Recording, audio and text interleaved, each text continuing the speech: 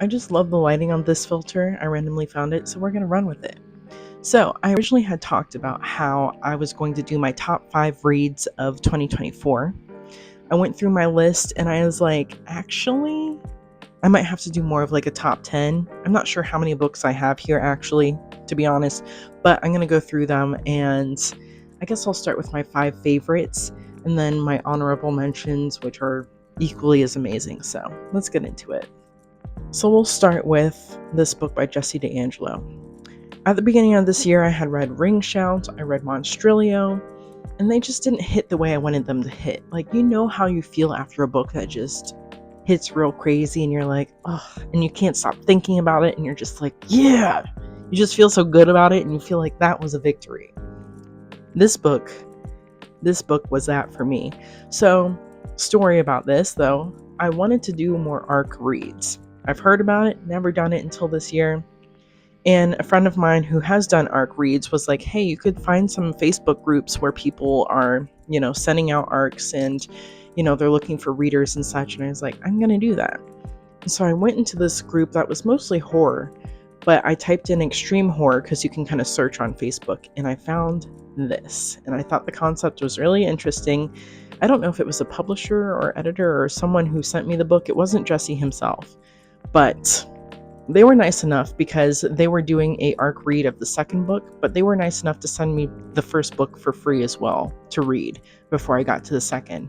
But this was so much fun. And if you don't know anything about Jesse, you absolutely should, because he is a phenomenal writer, but also an incredible artist. Like Marvin here, this was drawn by Jessie DeAngelo. Like, his characters, he draws them. Fire. So this book is basically about this guy named Marvin. He was a serial unaliver in his day, being alive, and they, put him on the chopping block, we'll say, and then he's in the morgue, and he realizes that he's like, I don't know, before he's on the chopping block and unalived for real, a guy comes to him and he's like, hey, you're such a good unaliver that you would be great for this game show that we have in hell. Are you interested? And Marvin is like, okay, yeah, like if I actually come back, then sure. But he was like, who comes back from the dead? But anyway, he's in the morgue, he wakes up, the guy's there to meet him, he goes to hell, and the whole thing ensues. And basically it's like a game show where you're sent, and this is based in the 80s, you're sent back into like the earth realm, and you are tasked with unaliving like a certain number of people within a certain time frame, and you have to be really creative with your unalives because you want to keep the audience captivated. Fire book. Amazing. Anyway, let me move on. I've said too much. After the high that I had from Dying Sheep, this was a great read to get into. I noticed it on my Kindle, and I think I looked at the reviews and I was like, geez, this book has like almost 5 stars and it has tons of reviews. The Exorcist House by Nick Roberts. If y'all don't know, Nick writes his little ass off, honestly. He's so good at building a storyline, keeping you captivated the whole time. And it's not like you're waiting for the spookiness to happen.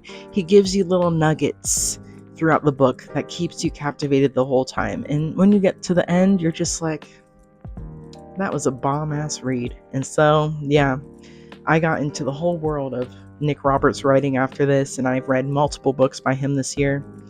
I think at least 3 others.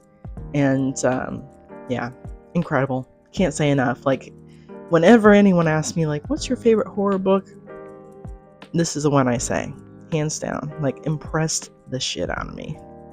This one I heard so much about here on TikTok, and people are like, oh, it's so spooky. And it's not that spooky, but I loved this book. We Used to Live Here. Fire. Incredible.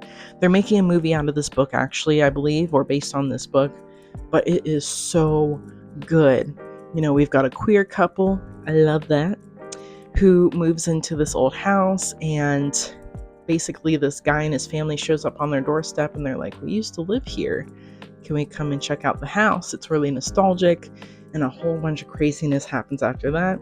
I want a second book because I feel like there's more to the story. It kind of leaves off on a cliffhanger, and I never mind that. Some people really didn't like that about this book and give it a bad rating because of that, but I like suspense. I like to be wondering. I like to be on Reddit, seeing what everyone is saying. I love that about movies and about books. In this one, there's Morse code.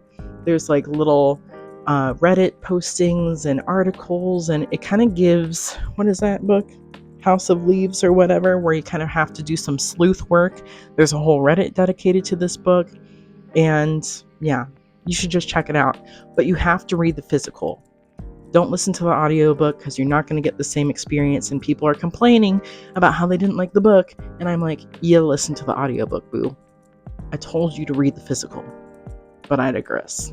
This is also probably in my top 5. We've Got Nowhere, Ohio by Brian Wayne Dahl. This book was so much fun. This was a werewolf story done well. And there was a lot of paranormal activity in this and just other bits and bobs of things that happen. It's a slow burn, but I didn't mind it. I don't know. And just the details that Brian put into this book, especially the physical, like hardcover copy, the sleeve, he decorated, or I guess designed all of this himself. And then his wife actually designed the cover of the hardcover book, the actual cover of the book. But I bought one of the special editions, so I got like a little bookmark that his wife made. She sprayed the edges of the hardcover books. I got Garbage Pail Kids cards. But yeah, this was just such a fun read, based in the 80s. I'm from Ohio, so I knew a lot of the landmarks, but I love this book. And by the end, I was like, that's how you write a werewolf story. So well done, Brian. This came out this year. And I think my final top 5 favorite from this year is Master of Bodies by Robert Essig. This was my second read by him. One of my other favorites, or in my top 10 for this year, is This Damned House, which I'll talk about after this. But this is a interesting take on a zombie-like story. It's only 100 or so pages, so super quick and easy, one sitting read. But Robert Essig is phenomenal as a writer, and I wish more people knew about him and read more of his work because, just so good. Everything I read, amazing.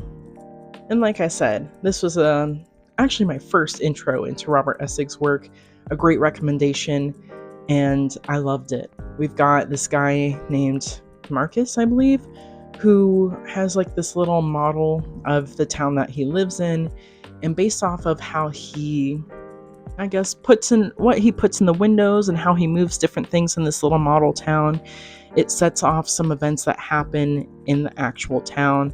It's very interesting. It's an anthology, but all of them are connected. Fire. My favorite anthology of this year, Splatter Chatter. Amazing. I'm actually part of the Discord group, and that's how I found out about it. But there are a bunch of incredible writers that are included in this anthology. Every story was a hit for me, and that's rare. I'm afraid of getting an anthology at this point because I'm not sure how it's going to hit. But this one I loved. Some stories are a bit on the extreme side. I've had people comment and say, that was too much for me. So I'm warning you now. But if you like extreme, Splatter Chatter. Amazing. And the last of my honorable mentions that I'll just breeze through real quick. I read the arc of this one, Evil in Me by Brahm. I love Brahm. He's one of my favorite authors ever. Slewfoot, incredible. My favorite read of last year. But this was fun. He had a whole song made because there's a whole song involved with this book. The art is awesome. Very different from some of his other stuff that I read, but amazing. Such a good one. And Incidents Around the House is another book that I absolutely loved and enjoyed. Not scary like everyone said, but it was enjoyable. I actually listened to the audiobook, and I highly recommend it. And then 2 more by the amazing Nick Roberts. Dead End Tunnel. I loved this book. Really good, kind of coming of age in ways, but younger characters, really good, really interesting, kind of Lovecraftian in a way, supernatural, extraterrestrial, amazing. And finally, Anathema, another incredible book that kind of takes some bits and pieces from The Exorcist House, but yeah, this one was fire. Absolutely amazing. Everything I read this year for the most part was great, so it was hard to choose, but these are my faves.